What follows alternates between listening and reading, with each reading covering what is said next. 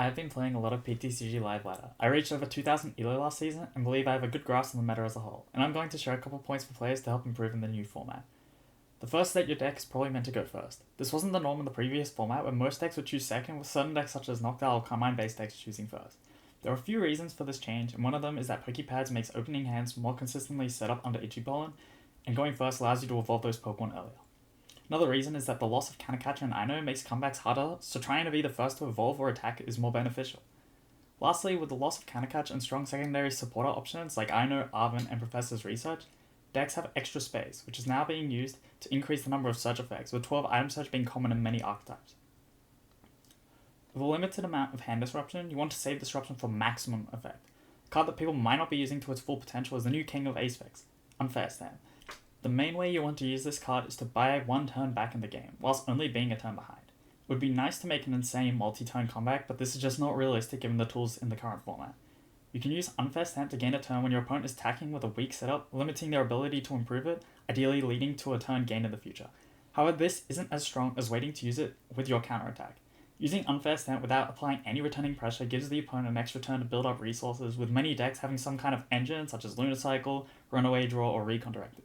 With the extra turn to build their hand after Unfair Stand, you won't have nearly as strong of an opportunity to regain that turn you need from being the second player to start attacking, especially if their attack is already set up. What you are meant to do is wait for a counterattack, then damage their board state or take prizes aggressively whilst playing the Unfair Stand, hopefully forcing them to miss a key piece for a response next turn. Bench management is a skill that many new and inexperienced players don't understand well enough. Because the bench is limited in size, you need to have a solid plan as to what should go into that bench. Punishing incorrect board states is something that high-level players often do, especially now with the loss of Penny and Professor Tourist scenario. Every single Pokemon you bench must be compared with the potential value of another Pokemon in that spot. Even Badoo must be considered worth benching or not, because playing a game with Badoo and 2 Dreepies versus an opponent with 3 Dreepies is a very risky position if they're able to set up strong enough to contest you attacking first. The decks that usually punish this the most are spread decks because they can abuse a weak board and delay knockouts to gain advantage throughout the game. Although aggressive decks can also punish weak boards by targeting specific Pokemon to prevent the opponent from ever achieving a strong board composition. Try figuring out what board compositions are the best in each matchup, as well as the best for each size, so when faced with limited search, you can perfectly craft a board. The last point I want to mention is the limitation of power plays within a turn. I would consider a power play a supporter level effect, such as Gust, picking up a Pokemon, fully healing a Pokemon, accelerating extra energy, removing energy from a Pokemon, large damage modifications, or hand disruption. With the loss of cards like Aino, Kanakatcha, Professor Tourist, and Penny, and even the loss of cards like Technical Machine, Turbo Energize, many high power plays have been removed from the format. Before rotation, decks like Dragapult, Mega Absolute, and Zoroark were able to Gust and hand disrupt within the same turn. This made the power level of these decks significantly higher because the strength of their average turn towards the mid and late game was stronger.